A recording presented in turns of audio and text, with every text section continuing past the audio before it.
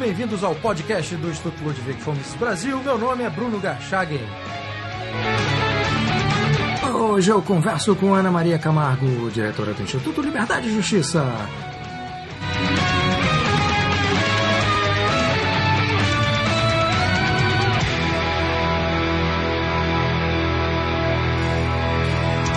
Seja muito bem-vinda, Ana Maria. Obrigada, Bruno. Prazer estar aqui no seu podcast, participando. Bom, obrigado por você ter aceitado o convite. O tema da nossa conversa é um movimento chamado Educação Sem Estado, desenvolvido pelo Instituto Liberdade e Justiça. E é um tema interessante porque ele vem, e com uma discussão já estabelecida, pelo Escola Sem Partido. Então eu queria começar essa conversa com você, Ana Maria, te perguntando o que é exatamente esse movimento Educação Sem Estado? O nosso movimento Educação Sem Estado, ele é uma busca por maior esclarecimento da população de uma maneira geral, dos malefícios que a gente tenha como resultado da interferência estatal na educação. Então, o que a gente quer é informar as pessoas desses malefícios e propor alternativas fora desse âmbito mais policialesco e justiceiro que às vezes as pessoas têm, né? O Escola Sem Partido é uma coisa de mordaça para o professor. Eu não concordo, eu não acho que seja isso que eles propõem. Mas o que a Educação Sem Estado busca é mais do que isso. Não é um movimento propriamente contra a doutrinação nas escolas, é contra a doutrinação imposta, né? Então, o que a gente propõe é liberdade na educação e a criação de um mercado verdadeiramente livre na educação, para que as pessoas tenham alternativas, inclusive ideológicas, para os seus filhos, né? E que eles possam optar, inclusive, por uma escola com partido, se for este o desejo deles, né? Certo. Nesse caso específico, por exemplo, aqueles pais que não estão interessados na política, não ligam para a política e escolhem a escola por um critério que não seja esse. Como é que ficaria nesse caso essa dimensão da doutrinação dentro de sala de aula, que pode inclusive colocar em causa o próprio projeto de vocês para ter uma retomada do ensino estatal? Olha, se os pais, na verdade, os pais hoje em dia, eles não têm outra opção, né? Mesmo aqueles que não têm interesse político, eles não conseguem sair disso porque todo o sistema é amarrado pelo MEC, né? Então, não apenas a parte curricular é feita pelo MEC, ainda que haja há pouco tempo se concluiu uma discussão sobre a base comum, né, para a educação fundamental, e aí eles chamam a população para contribuir, para participar, mas no fim das contas, quem efetivamente contribui para a formação do currículo são as pessoas que já estão dentro do sistema educacional público, e os burocratas, os professores. Então, o que sai de currículo, na verdade, é o que o Estado quer. Por quê? Porque os professores também são formados pelo Estado, porque existe o Enem, que é um exame nacional, cujos critérios também são determinados pelo Estado. Então, resta, mesmo as escolas particulares, aquelas que muitas vezes os pais escolhem para os filhos, o pai não está preocupado com política, mas mesmo as escolas particulares, elas são obrigadas a cumprir esse currículo, até porque elas querem que os alunos sejam bem classificados no Enem. Então, o que a gente gostaria, a gente vai estar propondo alternativas, é para que não haja essa interferência estatal no âmbito das escolas particulares, e que haja opções, né? E nesse sentido, assim, não só escolas, a gente imagina que provedores educacionais os mais diversos podem e devem ser criados como alternativas à escola. Certo. Então, o que vocês estão defendendo, no fundo, é o fim do monopólio estatal com relação à determinação curricular e de certificação, etc., que é hoje feita pelo Estado. Isso não quer dizer que não haveria mais um ensino estatal, né? O ensino público... Não, público... pode continuar existindo. Ele concorreria dentro de um mercado amplo e livre, né? As escolas públicas, como existem hoje, elas concorreriam, por exemplo, com pequenos provedores educacionais que, por exemplo, poderiam focar em ensinar matemática financeira e português. Então, o aluno vai estudar naquela escola essas matérias. Outras matérias ele vai estudar em casa, educação domiciliar. Enfim, um mercado diversificado, variado, que as pessoas possam customizar para os seus filhos, para os fins de cada criança ou adolescente, de acordo com os valores da família. Claro que as escolas tradicionais, que cobrem todas as matérias, enfim, continuariam existindo e ainda continuarão por muito tempo, né? Mas a gente quer começar a fazer as pessoas pensarem que não precisa ser assim, né? As pessoas podem customizar e isso vai fomentar diversidade, inovação e uma melhora absurda em termos de resultados acadêmicos. Ana Maria, nós estamos tão acostumados com o modelo atual, né, de centralização no MEC, né, na definição da grade curricular, na definição de um plano nacional único, na certificação, enfim, todo esse modelo já está devidamente estruturado e não se questiona esse modelo e enfim, está tudo amarrado, né, por determinação estatal. Nesse modelo que vocês propõem, em que concorreriam o ensino estatal e o ensino privado, como é que ficaria essa dimensão do currículo? Cada escola seria responsável por definir o seu próprio currículo? Isso seria feito de forma regional ou local por uma agência privada? Como é que esse modelo funcionaria? Vocês chegaram a esboçar algum projeto nesse sentido? Não, mas eu tenho algumas ideias a esse respeito. Nos Estados Unidos, cada estado é responsável por definir lá o seu critério. Ainda que existam um Common Core, né, nacional, os estados podem optar por não seguir esse Common Core e cada estado é livre para fazer. Então, como é que eu imagino? Eu acho que o Estado, os nossos estados federativos poderiam sim definir linhas gerais, mas bastante gerais, de modo que cada escola, cada provedor educacional, que não precisa necessariamente ser uma escola, poderia sim e deveria criar o seu próprio currículo e colocar no mercado. Se tiver busca, se tiver demanda por aquele currículo, ele vai seguir em frente, senão não. Ele vai ser substituído por outro que atenda melhor às demandas das pessoas. E quais seriam essas linhas gerais definidas regionalmente, no caso dos estados, linhas gerais estas que não atrapalhariam a ideia central do movimento, que é uma educação ou um ensino sem Estado?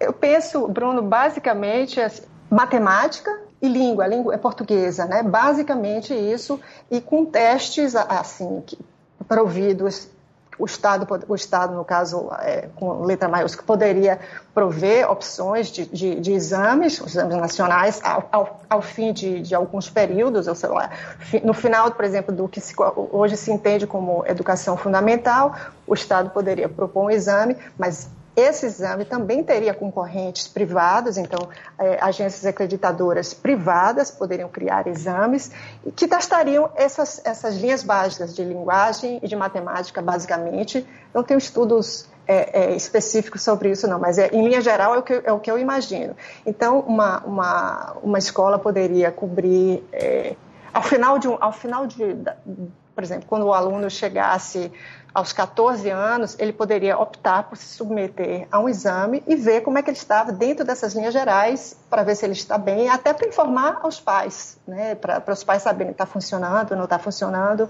Basicamente isso.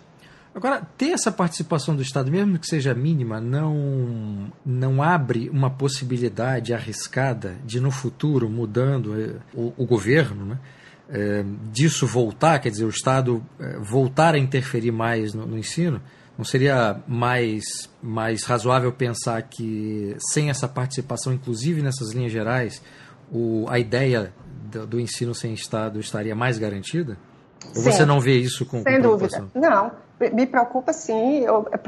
Eu acho que a interferência estatal no currículo tem que ser a mínima possível. Como eu te falei, não tenho isso ainda precisamente estudado, mas se houver alguma interferência estatal que seja apenas na definição dessas linhas gerais, bastante gerais, mas, por exemplo, não criar currículos para cada série. Isso aí não deve caber ao Estado, né? O que eu imagino é ao fim de um período que o aluno possa optar por ser examinado. Até esse exame, eu acho que deveria ser opcional, apenas para servir como um guia para as famílias, para saber como é que os filhos estão. Mas concordo com você, Bruno. O ideal seria que cada provedor educacional fosse absolutamente livre para criar o seu próprio currículo. A ideia também de uma agência regional privada também poderia funcionar para estabelecer uma certa ordem entre as escolas privadas, né, que poderiam, com base em modelos distintos dentro dessa própria agência, se enquadrar nela. Agora, com relação à certificação, também entraria nisso, Ana Maria? O que você imagina em termos de certificação? Eu imagino que a certificação tem que ser privada. Então, os provedores educacionais, eles têm que, por exemplo, se credenciar junto a uma certificadora e eles têm que ter o seu currículo, o seu desempenho checado a partir do padrão que ele se propôs. Não é a certificadora que vai dizer, você vai ter que cumprir essa e essa meta. O certificador vai ver quais são as metas que ele se propôs a cumprir e aí medir, né? Então, escolas ou provedores educacionais com mais ou menos os mesmos propósitos podem formar associações e grupos, formar entre eles uma certificadora privada que sirva de guia. O Estado absolutamente não tem que interferir em certificar escola e nem certificar professor. Não acho que quem tem que certificar professor não é o Estado. Em termos de qualidade de ensino, Ana Maria, a gente sabe que o mercado privado de ensino no Brasil não é necessariamente sinônimo de um ensino de qualidade, né? Nós temos desde escolas muito boas, aí, tanto no âmbito do ensino fundamental, médio, quanto universidades. A gente convive aí com uma média que não é boa, com escolas muito ruins e com algumas escolas muito boas. No caso do ensino estatal, você tem ainda universidades privadas, né, que estão aí no topo em termos de avaliação, mas todo o resto é muito ruim, né, na média. Isso. Como é que se argumenta, né, imaginando uma pessoa que não tem acesso às ideias da liberdade, não conhece os argumentos, né, pró-mercado e se depara com essa realidade concreta, né, ou seja, essa que eu acabei de mencionar, como é que se argumenta para essas pessoas, na tentativa de explicar que esse modelo, né, sem essa definição centralizada pelo Estado via MEC, é o melhor modelo a ser implementado? Olha, Bruno, existem pesquisas, existe um pesquisador americano chamado Andrew Coulson, ele fez uma compilação de mais de 65 estudos, com mais de 150 comparações estatísticas em diversos países ricos, países pobres. O que ele fez? Ele elegeu alguns parâmetros, como desempenho acadêmico, futuro salário, conflitos sociais dentro da escola, diversos parâmetros, e a pesquisa dele concluiu inequivocamente nesses mais de 20 países que quanto mais livre mercado educacional existe, mais altos esses índices são. Então não é achismo, é uma pesquisa consistente. Na verdade, é uma compilação de diversas pesquisas. O que acontece no Brasil é que nós não temos verdadeiramente um mercado, longe de nós termos um mercado livre de educação. Todo o currículo é determinado pelo MEC. Para se abrir uma escola particular, existe uma série de licenças, toda sorte de dificuldades é criada para aquelas pessoas que querem abrir uma escola. Fora isso, dificuldades legais enormes em relação a quem quer, por exemplo, fazer homeschooling. Então, não existe isso de mercado livre no Brasil. O que existe é a escola paga, a escola quer dizer, você paga diretamente a escola e a escola que você paga através de imposto para o Estado. Não existe mercado, não existe eu abrir a minha escola e querer ensinar do jeito que eu quiser ou com o currículo que eu determinar, para o número de alunos que eu determinar, querer cobrar o que eu quiser. Não existe isso no Brasil. Então, o argumento, basicamente, é esse. A gente não pode dizer que não funciona se a gente não testou. Nunca testamos o mercado. Onde isso foi testado, e nessa pesquisa, nesse estudo que eu mencionei, de Andrew Coulson, ele mostra que quanto mais próximo, assim, nunca ou é totalmente mercado ou é totalmente estatal. Totalmente estatal a gente sabe que tem. Mas, assim, dentro da escala, quanto mais próximo de um livre mercado educacional, melhores são esses resultados. Quanto maior a interferência estatal, mais ineficiente, piores os resultados acadêmicos. Então, isso, assim, empiricamente está comprovado. Só que no Brasil nós nunca testamos. Agora, você citou essas pesquisas. Há pesquisas com esse recorte tratando do Brasil? Não que eu saiba. Nunca vi. Já procurei, nunca vi. Tá. Há um projeto dentro do movimento Educação Sem Estado que é escrever um livro, né? Com ensaios sobre isso. Me fala um pouco a respeito disso, Ana Maria, por favor. Olha, nosso livro vai ser não apenas falar da educação como um todo, como também vamos propor alternativas, né?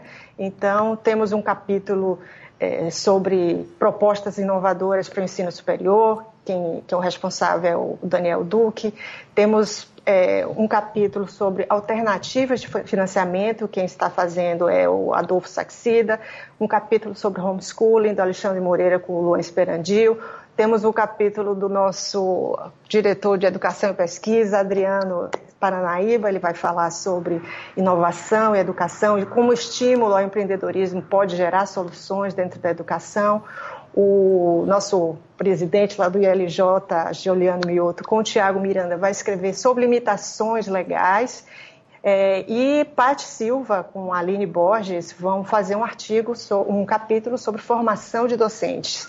Eu vou fazer sobre um panorama geral da educação e um mais específico sobre uma modalidade de financiamento de educação, que é a mais recente, a mais...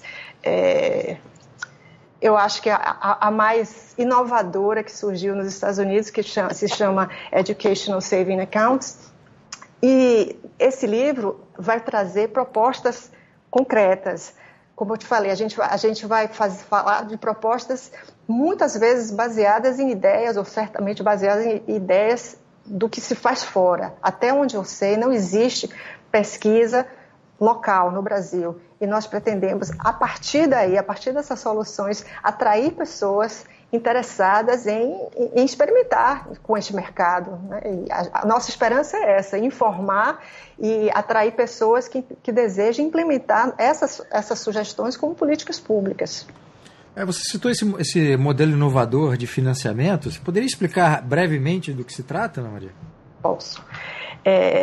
Nos Estados Unidos, na verdade, 5 estados atualmente adotaram o que se chama de Educational Savings Accounts. O que são essas saving accounts? Elas são contas poupança. O Estado, ele pega entre 70% a 80% do que o Estado arrecada para a educação e ele abre uma conta para o aluno, para uma família, no nome daquele aluno. Então, entre 70% e 80% que ele gastaria com o aluno na educação pública, ele deposita nessa conta, né? E o pai tem um cartão de débito, no Arizona funciona assim, ele tem um cartão de débito e ele pode adquirir produtos ou serviços credenciados, autorizados pelo Estado. Então, por exemplo, ele pode, com esse cartão, se matricular o filho dele numa escola particular, que ele escolha, né? Porque nos Estados Unidos o aluno é obrigado, se ele for para a escola pública, ele é obrigado a estudar na escola dentro do seu distrito, então onde ele mora, né? Mas às vezes aquela escola que ele está estudando ali é ruim, não serve para ele, então ele quer matricular numa escola privada, só que aí precisa pagar. Então, com esse recurso, ele pode fazer isso. Mas, além disso, porque isso o voucher também faz, né? O voucher te permite matricular numa escola particular. Mas a vantagem dessa conta é que ele pode adquirir outros serviços. Ele pode adquirir, por exemplo, cursos online, ele pode comprar material para homeschooling, ele pode... terapia educacional. Então, no Arizona, as crianças que têm necessidades especiais, elas, com esses recursos, elas podem contratar terapeutas educacionais que que jamais teriam condições de pagar, né? Então, os pais, eles podem customizar verdadeiramente a educação dos filhos deles com esse dinheiro, né? E que é depositado, assim, durante o ano, eles fazem depósitos de 3 em 3 meses. Então, ele faz o depósito, aí as famílias têm que enviar os recibos para comprovar que o dinheiro foi gasto com os produtos adequados, e aí outro depósito é feito. E, dessa maneira, as pessoas não só estão tendo a opção de estudar numa escola particular, se for esse o desejo, a maioria deles faz, como eles têm a opção, e eu acho que a coisa mais bacana desse sistema é que eles gerenciam o dinheiro e eles podem economizar. O que eles não gastarem desse dinheiro, eles podem guardar para uso futuro na universidade. Então, os pais fazem o gerenciamento desses recursos que eles recebem, gastam da maneira que eles consideram adequada, e muito já foi economizado, assim, juntando todas as famílias dos 5 estados que têm essa modalidade de financiamento, para ser gasto nas universidades. Nos Estados Unidos são caríssimas, assim, as pessoas fazem dívidas enormes, então muitas famílias já estão conseguindo se organizar usando o dinheiro do Estado, o dinheiro público, para financiar essa educação. Com relação ao livro, Ana Maria, vocês têm uma previsão de quando o livro será lançado? Em outubro será lançado. Outubro deste ano lançado. Deste ano, isso. Perfeito. Tá bom, então já fica aqui o convite para a gente voltar a falar sobre o livro futuramente. Isso. Agora, imaginando um cenário seguinte, um cenário hipotético que o projeto de vocês seja bem sucedido e o Brasil, daqui a sei lá quantos anos, consiga experimentar essa ideia de um ensino livre, né? Concorrendo aí iniciativa privada com o ensino estatal, sem todas essas amarras que hoje existem, a começar pelo próprio poder que o MEC tem. Nesse sistema hipotético, haveria uma melhora significativa do ensino nas escolas privadas. No caso das escolas estatais, Ana Maria, como é que ficaria o ensino estatal nesse ambiente de concorrência e por extensão, né, como é que ficaria a situação das pessoas que hoje e no futuro dependerão desse ensino estatal? Olha, mais uma vez eu vou falar de pesquisa fora do Brasil. O que se observou em todos os lugares onde alternativas foram colocadas ao ensino público foi uma melhora no desempenho acadêmico dos alunos, tanto das escolas particulares quanto das escolas públicas. Então, oferecer essas alternativas, na verdade, não representa uma ameaça ao ensino público, representa uma oportunidade de eles melhorarem. É isso que tem se observado. As escolas públicas, onde, por exemplo, existem vouchers, onde existe Education Savings Account, onde existem essas alternativas, as escolas públicas têm melhorado. Então, o serviço para o aluno que permanece na escola pública também sai ganhando quando existe essa concorrência. Para a gente finalizar, Ana Maria, com relação ao homeschooling, você citou homeschooling numa das suas respostas. Como é que o movimento Educação Sem Estado vê o homeschooling nesse processo aí de transformação, né? O homeschooling é uma opção válida, academicamente falando. Infelizmente, no Brasil, ainda não é uma opção tão viável assim, porque os entraves jurídicos para quem opta por homeschooling ainda são enormes, né? Aliás, há exemplos de famílias que foram processadas civil e criminalmente. Eu entrevistei aqui o Kleber Nunes, que se tornou uma uma grande voz em defesa do homeschooling, e ele foi processado civil e criminalmente por educar os 2 filhos em casa. Que absurdo. E, assim, os resultados e as pesquisas indicam que as crianças educadas com homeschooling têm desempenho acadêmico igual ou superior a de qualquer um. O que acontece é homeschooling, como qualquer outra modalidade de ensino, de aprendizagem, não é para todo mundo. Exato. Mas para aquelas pessoas que querem, tem que ser disponível, tem que ser facilmente disponível, tem que ser livre de entraves jurídicos, legais, que é, como você falou, a pessoa ser processada porque educou os filhos através de homeschooling. Eu acho que o nosso objetivo no movimento Educação Sem Estado é permitir que todas as alternativas sejam igualmente acessíveis a todos. E o homeschooling, com o avanço da tecnologia, as pessoas têm acesso a cursos universitários, assim, mesmo antes de chegar no nível universitário. Por exemplo, nos Estados Unidos, muitas pessoas que são educadas no homeschooling já fazem matérias de universidade antes de chegar, já conseguem créditos antes de chegar à universidade, porque estudam em casa, estudam online. Então, existem currículos, existem tutores, o mercado no mundo está disponível. É preciso que o Brasil se abra e que se permita efetivamente tentar isso. Então, quando você falou assim, qual é o argumento? O argumento é que a gente não tem, a gente nunca teve. Então, o que a gente está buscando é tentar entrar nesse mercado, né, de educação livre. E no âmbito da tecnologia, nós temos a nosso favor o fato de sermos uma sociedade que se adapta de forma muito rápida às novas tecnologias, né? O brasileiro gosta de tecnologia e gosta de se informar, né?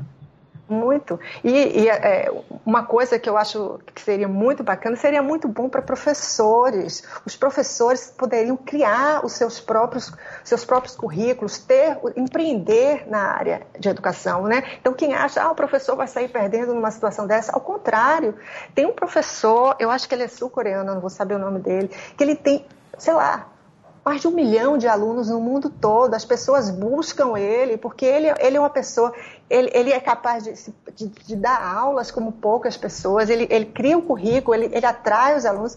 Imagine quantos professores no Brasil, subempregados, professores realmente talentosos, se eles tivessem acesso à educação, a tecnologia, se eles, de uma maneira barata e eficiente, se eles pudessem criar, empreender dentro dessa área, eles iam ganhar muito, a sociedade ia ganhar muito.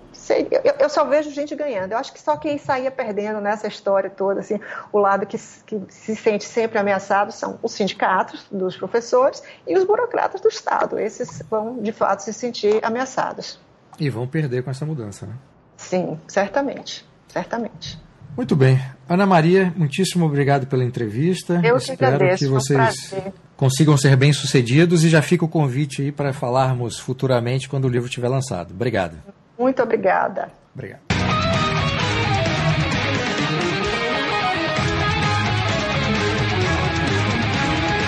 Este foi o podcast do Instituto Ludwig von Mises Brasil. Meu nome é Bruno Garchagen.